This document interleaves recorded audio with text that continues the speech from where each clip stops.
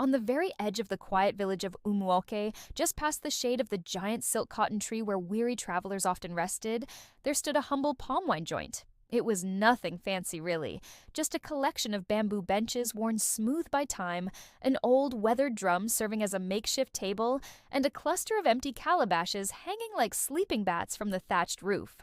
Despite its simple appearance, people journeyed from villages far and near, not for the comfort of the seating, but for the taste of the wine. The palm wine served there was unlike any other. It was smoother than silk, with a sweetness that danced on the tongue, followed by a strength that warmed the soul. But what made it truly special was a strange, almost mystical freshness, as if the very spirit of the palm tree had infused every drop with its blessing. The keeper of this magical elixir was an old man known to everyone as Pa Nadozi. He was a picture of tranquility, a soft-spoken soul who always wore a white singlet that, by some miracle, never seemed to gather a speck of dirt. Pa Nadozi had one, and only one, unbreakable rule. No one was allowed to take the wine home. You could drink to your heart's content, fill your belly until you could drink no more, but you could never, ever carry it away from the joint. When pressed for a reason, his reply was always the same, delivered with a gentle smile. This wine is not meant to travel. Initially, patrons chuckled at his rule, dismissing it as a clever tactic to protect his business. But as seasons changed, a curious rumor began to take root and spread through the village like wildfire. It was whispered that Pa Nadozi's palm wine held a profound secret. The story first gained traction with Obile, a boisterous trader who loved to boast after a few calabashes had loosened his tongue. One evening, having drunk late into the night, he drifted off to sleep on one of the bamboo benches. Just before the first light of dawn painted the sky, Obele woke with a blood-curdling scream, his body drenched in sweat as if he'd wrestled with a ghost. When the other early risers rushed to his side, he could only stammer, his eyes wide with terror. I heard a voice. It was whispering. It told me what I did last year in Onitsha. He refused to say another word about the incident, but from that day forward, Obile's life took a dramatic turn. He gave up drinking entirely, and to everyone's astonishment, joined the church choir, singing hymns with a fervor no one had ever seen in him before. People laughed at Oble's tale, calling it a drunken dream, until the strange phenomenon repeated itself. This time, the subject was a well-respected teacher. After a long night of drinking, he too claimed the wine had whispered to him, revealing a secret about school funds he had quietly pocketed. He tried to laugh it off, to dismiss it as nonsense, but the next morning his conscience got the better of him. He walked straight to the headmaster's office and confessed everything, returning every last coin he had stolen. Soon, the story was on everyone's lips. Pa Nadozi's palm wine, they said, spoke to you just before dawn. It didn't gossip or tell tales of others. It told you your own secrets, the ones buried so deep in your heart you thought no one else could ever know. Some described hearing soft, indistinct murmurs as they dozed, a gentle stream of words that brought their hidden deeds to light. Others swore the voice emanated directly from the calabash, its tone gentle yet firm, as if the wine itself were a living entity, a liquid oracle that knew the unvarnished truth of every soul who drank it. The more the story circulated, the more curiosity it brewed.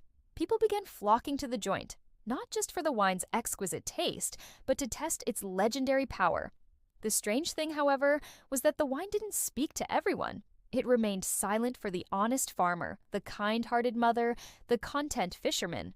It seemed to reserve its whispers only for those who carried the weight of a guilty conscience, those who had something to hide from the world and from themselves. One particularly warm evening, a young man named Ibuka swaggered into the joint. He was the epitome of youthful confidence, playful and charming, the kind of person who scoffed at village tales and superstitions. He ordered a calabash, then another, and then a third, gulping down the sweet wine while openly mocking the hushed conversations around him.